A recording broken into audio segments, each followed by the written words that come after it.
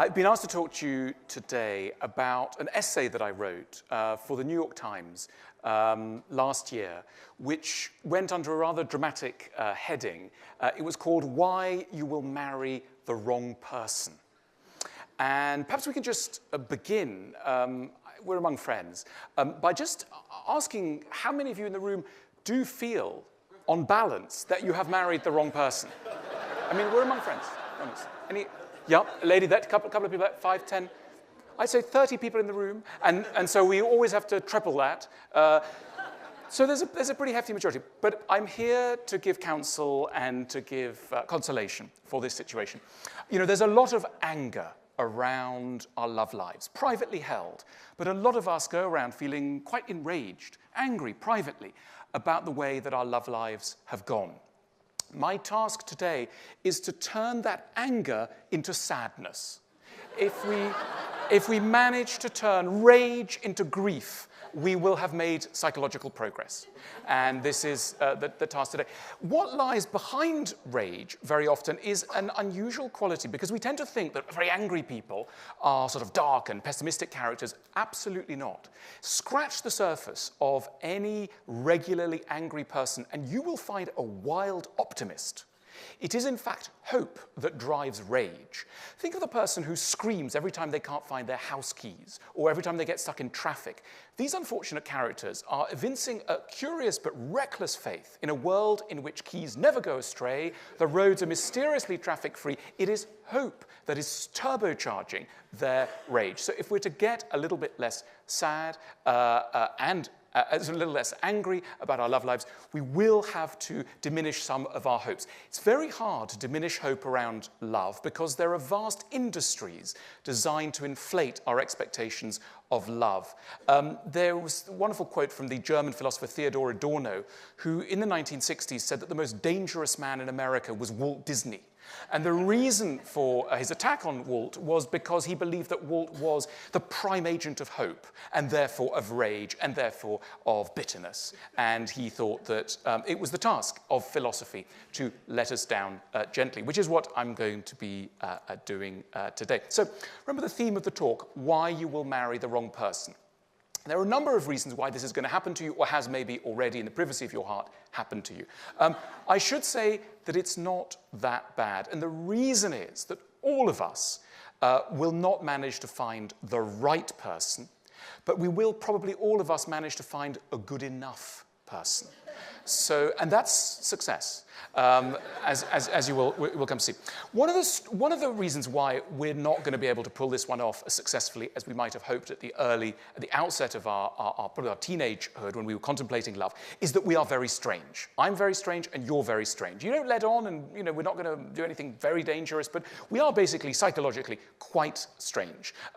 We don't normally know very much about this strangeness. It takes us a long, long time before we're really on top of the way in which we are hard to live with. Does anyone in this room think that they're quite easy to live with, on balance? Yeah? Oh my goodness. Okay. I don't want to be rude, but please come and see me afterwards.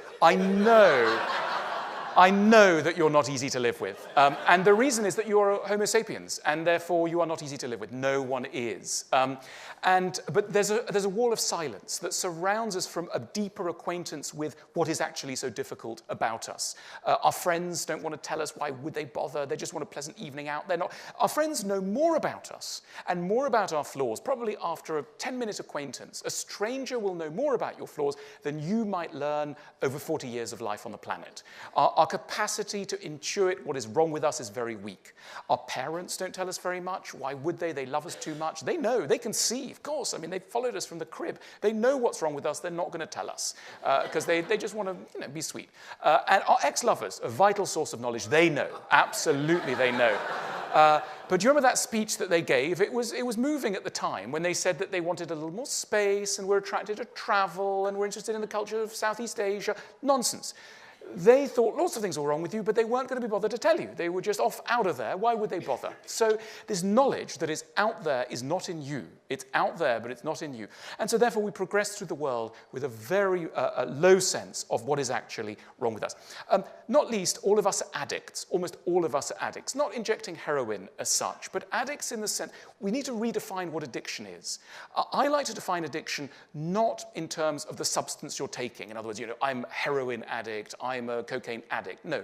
Addiction is basically any pattern of behavior whereby you cannot stand to be with yourself and certain of the more uncomfortable thoughts and, more importantly, emotions that come from being on your own. And so therefore you can be addicted to almost anything so long as it keeps you away from yourself, so long as it keeps you away from tricky self-knowledge. And most of us are addicts. And thanks to all sorts of technologies and distractions, etc., we can have a good life where we will almost certainly be guaranteed not to spend any time with ourselves, except maybe for certain kind of airlines that still don't have the gadgets to distract us. But otherwise, you can be guaranteed you don't have to talk to yourself. And this is a disaster for your capacity to have a relationship with another person, because until you know yourself, you can't properly relate to another person. One of the reasons why love is so tricky for us is that it requires us to do something we really don't want to do, which is to approach another human being and say, I need you. I wouldn't really survive without you. I am vulnerable before you. And there's a very strong impulse in all of us to be strong and to be well defended and not to reveal our vulnerability to another person. Psychologists talk of two patterns of response that tend to crop up in people whenever there's a danger of needing to be extremely vulnerable, dangerously vulnerable, and exposed to another person. The first response is to get what psychologists call anxiously attached. This is attachment theory, some of you may know. So when you are anxiously attached to somebody, rather than saying, I need you, I depend on you, you start to get very procedural. You say, you're 10 minutes late, or I think the bin bags need to be taken out, or you start to get strict when actually what you want to do is to ask a very poignant question, do you still care about me? But we don't dare to ask that question. So instead, we get nasty, we get stiff, we get procedural.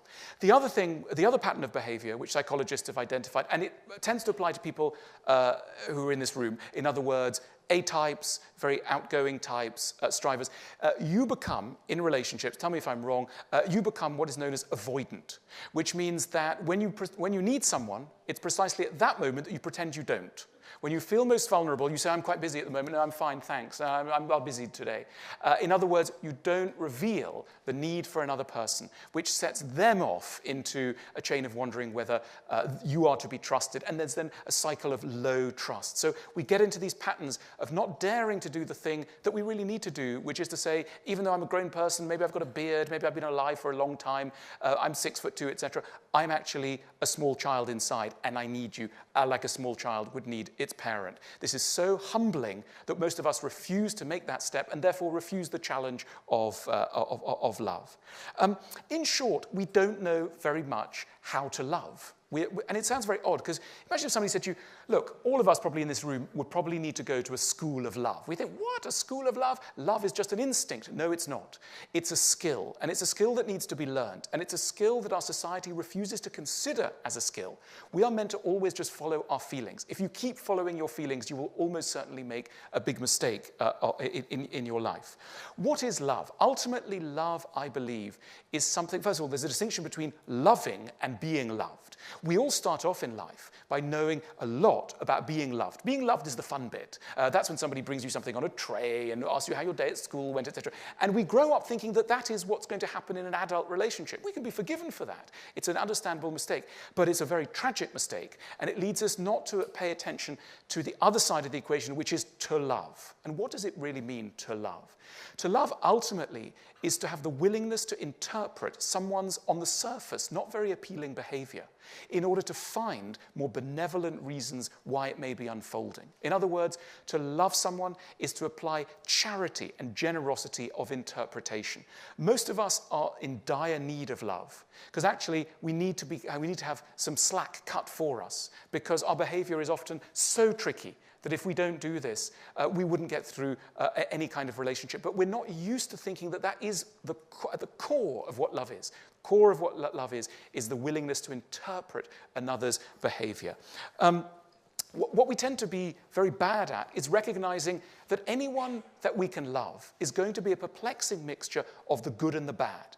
There's a wonderful psychoanalyst called Melanie Klein, who was active in the 50s and 60s, originally from Vienna, active in North London, studying how children learned about relationships from the parental situation.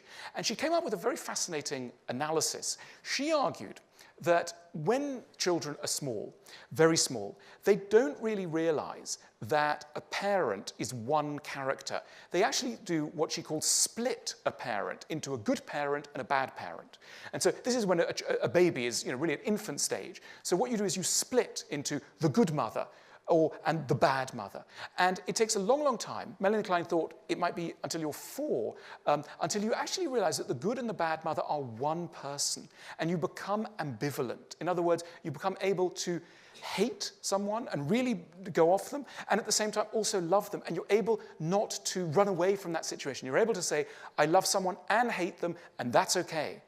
And Melanie Klein thought this is an immense psychological achievement when we can no longer merely divide people into absolutely brilliant, perfect, marvelous, and hateful, let me down, disappointed me. Everyone who we love is going to disappoint us. We start off with idealization, and we end up often with denigration. The person goes from being absolutely marvelous to being absolutely terrible. Maturity is the ability to see that there are no heroes or sinners really among human beings, that all of us have this wonderfully perplexing mixture of the good and the bad. And adulthood, true psychological maturity, and you may need to be 65 before it hits you, I'm not there yet, is the capacity to realize that anyone that you love is going to be this mixture of the good and the bad. So love is not just admiration for strength. It is also tolerance for weakness and recognition of ambivalence. The reason why we're going to probably make some real mistakes when we choose our love partners, some of you in this room have made some stunning mistakes. Now, why is this? The reason is that we've been told that the way to find a good partner is to follow your instinct, right? Follow your heart. That's the mantra. And so we're all the time reminded that if we stop reasoning, analyzing. By the way, are there people in this room who think that you can think too much about your emotions? That sort of view. People go, yeah, you can think too much. A few people, okay, you can't think too much. You can only ever think badly. But there's no such thing as thinking too much about emotions. But the problem is we live in a romantic culture that privileges impulse. Now, when it comes to love, something tricky occurs because you don't have to be a paid-up believer in psychotherapy or psychoanalysis to realize that the way we love as adults sits on top of our early childhood experiences. And in early childhood, the way that we learned about love was not just via experiences of tenderness and kindness and generosity. The love that we will have tasted as children will also be bound up with experiences of being let down, being humiliated, maybe being with a parent who treated us very harshly, who scolded us, who made us feel small in some way. In other words, quite a lot about our early experiences of love are bound up with various kinds of suffering. Now, something quite bad happens when we start to go out into the adult world and start to choose love partners. We think we're out to find partners who will make us happy, but we're not. We're out to find partners who will feel familiar. And that may be a very different thing, because familiarity may be bound up with particular kinds of torture. And this explains why sometimes people will say to us, look, there's a wonderful person, you should go and date them. They're good looking, they're charming, they're all sorts of things. And we go out with them and we date them. And we do recognize that they're really wonderful and amazing. But we have to confess to our partners, to our friends, that actually we found this person, often we struggle with the vocabulary. We say, maybe not that exciting, or maybe not sexy, or a bit boring. But really what we mean is that we've detected in this really quite accomplished person someone who will not be able to make us suffer in the way that we need to suffer in order to feel that love is real. And that's why we reject them. So we are not merely on a quest to be happy. We are on a quest to suffer in ways that feel familiar. And this radically undermines our capacity to find a good partner. Here's another reason why we're going to come unstuck in the field of love. We tend to believe that the more a lover is right for us, the less we're going to have to explain about who we are, how we feel, what upsets us, what we want. We believe, rather as a young child believes of its parent, that a true lover will guess what is in our minds. One of the great errors that human beings make is permanently to feel that other people know what's in their minds without us having said what's in our minds. It's very cumbersome to use words. It's such a bore. And when it comes to love, we have this deep desire that will simply be understood wordlessly. It's touching, it's a beautiful romantic idea, but it also leads to a catastrophic outbreak of sulking. Now, what is sulking? Sulking is an interesting phenomenon. We don't just sulk with anyone. We sulk with people who we feel should understand us, and yet for some reason have decided not to. And that's why we tend to reserve our sulks for people who we love and who we think love us. And they tell us something, they unwittingly will trigger a negative reaction in us, and we'll sulk. And they'll say, "What's wrong with you, darling?" And we'll say, "Nothing." And they'll say, "But come on, you're upset." And we'll go, "No, I'm not. I'm absolutely fine." And it's not true. And we'll go upstairs and we'll shut the door and we won't tell them what's wrong with us. And then they'll knock at the door and they'll say, "Please, just tell me." And we'll say no, because we want them to read our souls, because we expect that a true lover can understand what we feel and who we are without us speaking. This is a catastrophe for our capacity to form lasting relationships. If you do not explain, you can never be understood. The route to a good marriage and to good love is the ability to become a good teacher. Now, teaching sounds like a narrow profession.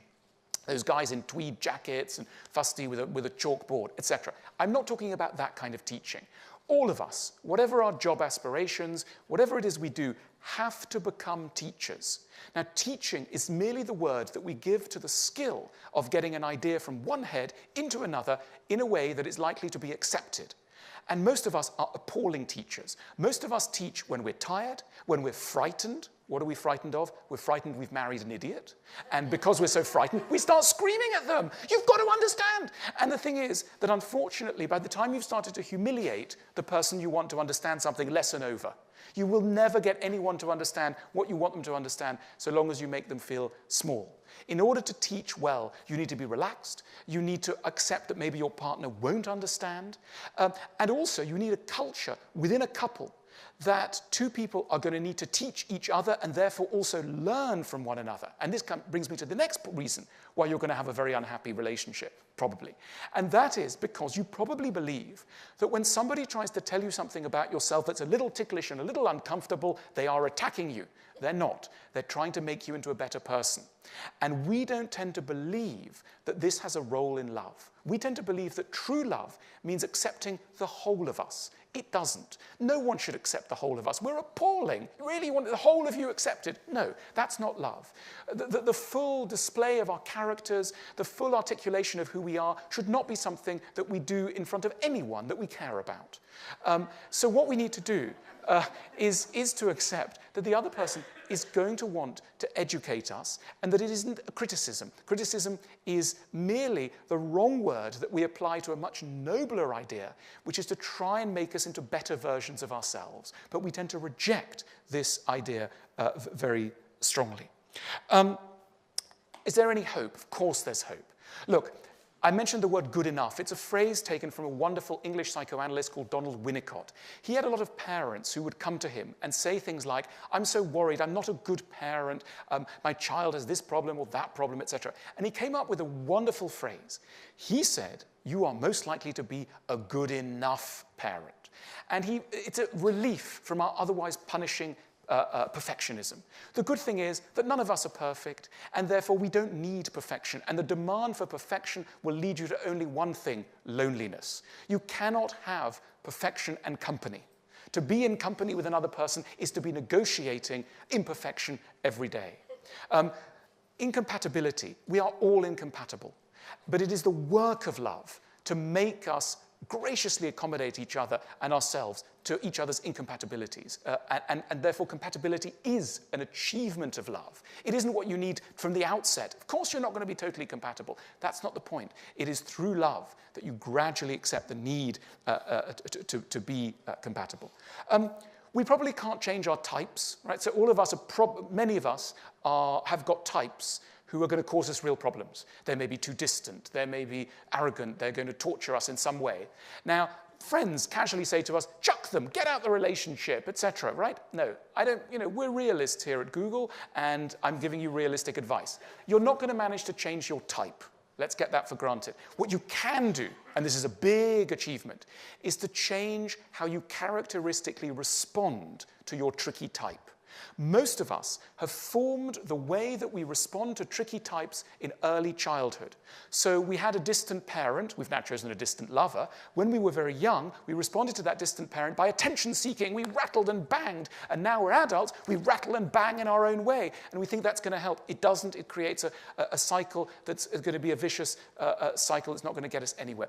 It is open to us at any time to have a more mature response to the challenges that the types of people we're attracted to are going to pose for us. And that is an immense step forward, an immense achievement. The other thing we should do is recognize the nobility of compromise. One of the most shameful things to ever have to admit is to say, this is my partner, I've compromised. In choosing them, I've compromised. Oh, why have you compromised? Well, I'm not that attractive myself. I've got lots of problems. I'm a bit nutty. Frankly, I couldn't pull anyone better, but they're very nice. They're okay. Now, you would think, loser. It's not true. Compromise is noble. We compromise in every area of life. There's no reason why we shouldn't compromise in our love lives. Maybe we're sticking around for the children. Good. People say, oh, they're only sticking around for the children. That's a wonderful reason to stick around. Why else are you going to stick around? Okay, so let's look a bit more benevolently at the art of compromise. It's a massive achievement in love. I'm going to end with a quote from one of my favorite philosophers, Danish 19th century, very gloomy philosopher called Kierkegaard. And Kierkegaard, in his book, Either Or, had a wonderful outburst where he basically said, of course, you're going to marry the wrong person and make the wrong decisions in a whole row of areas. And the reason you're going to do this is that you're human. Therefore, do not berate yourself for doing what humans do. This is what he says. Marry and you will regret it. Don't marry, you will also regret it. Marry or don't marry, you will regret it either way. Laugh at the world's foolishness, you'll regret it. Weep over it, you'll regret that too. Laugh at the world's foolishness or weep over it, you will regret both. Hang yourself, you will regret it. Don't hang yourself, you will regret that too. Hang yourself or don't hang yourself, you'll regret it either way. Whether you hang yourself or don't hang yourself, you will regret both. This, gentlemen, is the essence of all philosophy. Thank you very much.